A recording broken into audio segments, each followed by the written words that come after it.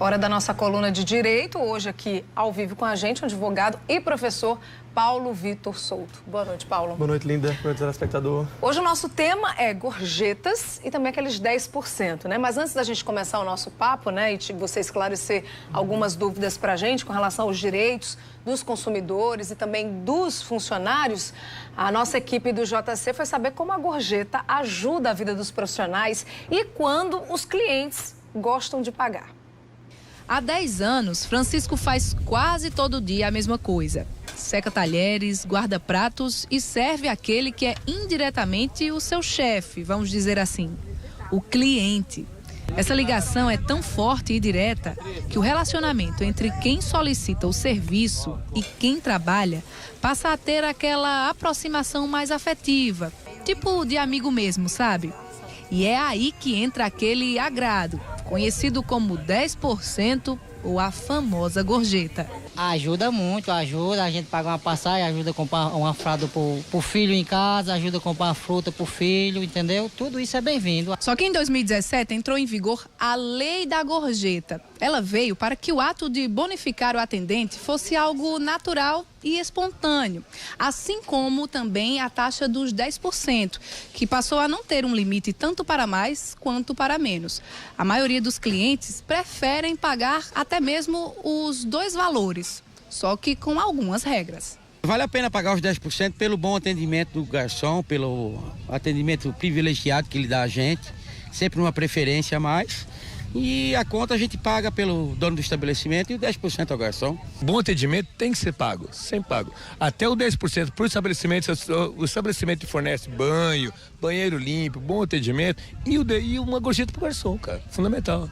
Há quem até tenha uma estratégia diferenciada para receber tal paparico. Mas essa técnica pode sair meio cara, não é não, Paulo? A gente já chega, já dá logo vintão, depois dá mais 10, dá mais 30 e é assim que funciona a vida. Aí tá demais. Mas vamos lá, Paulo. Primeiramente, eu queria que você explicasse pra gente, né, se o consumidor ele é de alguma forma obrigado a pagar a gorjeta ou o popular 10%. Linda, obrigação não. Os 10%, ou popularmente conhecido como é popularmente a gorjeta, ele é uma faculdade do cliente quando tem um serviço bem prestado. Sim. Entretanto, nessas circunstâncias, quando acontece isso, é preciso que a gente tenha aquele pensamento. Não apenas os garçons têm direito à gorjeta.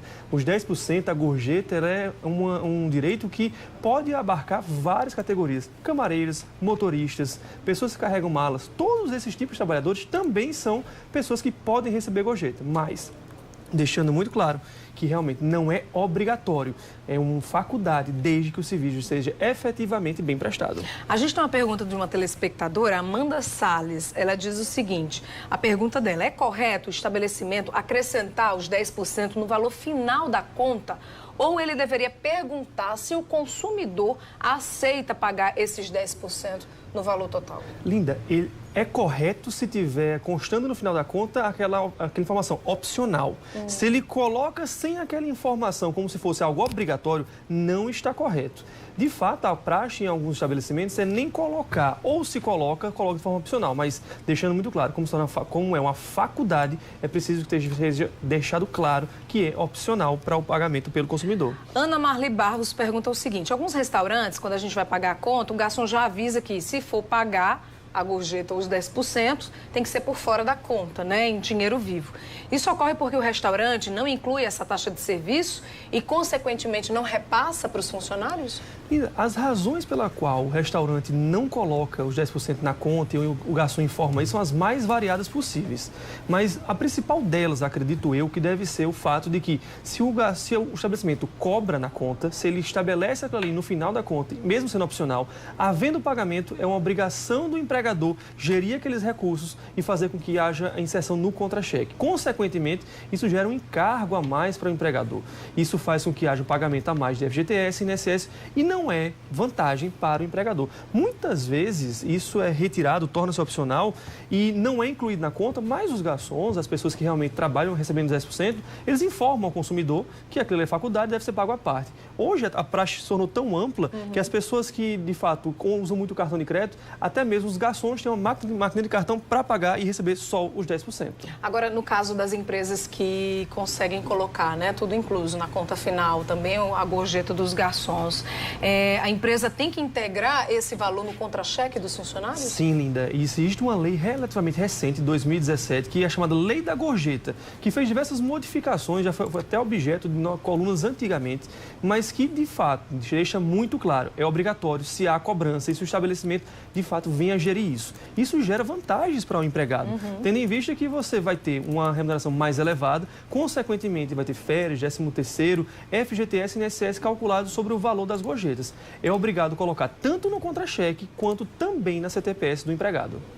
Agora, com relação às vantagens, né, para os empregados em terem as gorjetas no contra-cheque, quais seriam?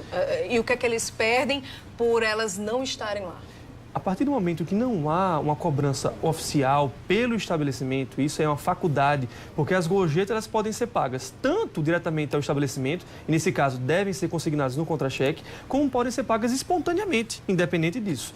Quando são pagas espontaneamente, a empresa ela não tem a condição de gerir aqueles valores. Inclusive, a própria convenção coletiva da categoria aqui na Paraíba, ela deixou muito claro que a partir do momento que é pago espontaneamente, não há a ingerência e não há a obrigatoriedade de consignar em contra-cheque. Mas a partir do momento que esses valores são consignados no contra-cheque, geram vantagens para os empregados, como aumento de valor de férias, aumento do valor do 13º, aumento do FGTS e INSS. E quando o consumidor paga os 10%, paga a gorjeta na conta geral, está incluso lá, só que o dono do estabelecimento não repassa para os funcionários. Como é que o funcionário pode proceder? A quem ele deve recorrer? Linda, para denunciar? A legislação, quando inovou e passou a tratar das gorjetas de forma mais específica, ela estabeleceu um dispositivo que é permitido que haja cobrança pelo estabelecimento dos 10%.